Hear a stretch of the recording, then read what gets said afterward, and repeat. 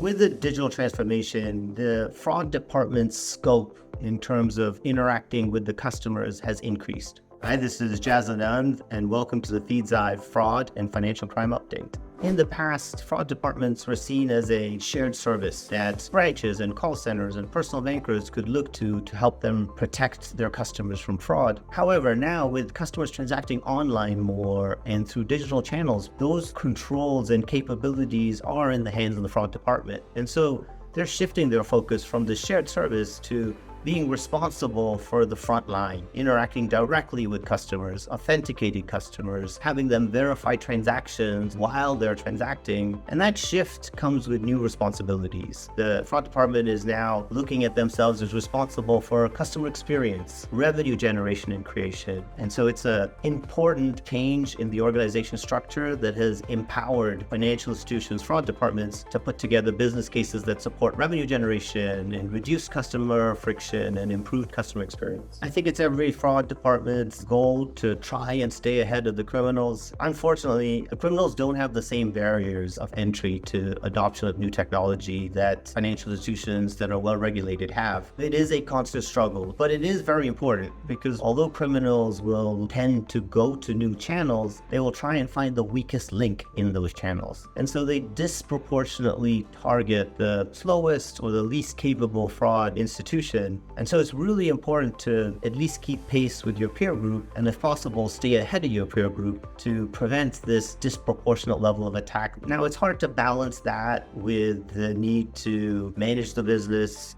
helping balance those priorities with a good investment budget and a customer-focused strategy can help institutions stay ahead of criminals. I think traditional fraud solutions were not very customer-focused. They were very focused on the product and the channel. We talked about financial institutions having a check fraud solution, a credit card fraud solution, a different one for bill pay and wires, and that doesn't take a very customer-specific focus. And combining information to protect the customer, irrespective of the products they're using, of the channels they choose to transact with, or of the location in which they exist, is the priority in the future. And I think providing that protection will be a differentiating capability for financial institutions. So continuing to invest and focusing on the customer will not only improve fraud losses and capabilities, but in the future will be a competitive differentiator that helps you win new business and revenue. Thanks for watching. This has been Jas Anand with Feedzai.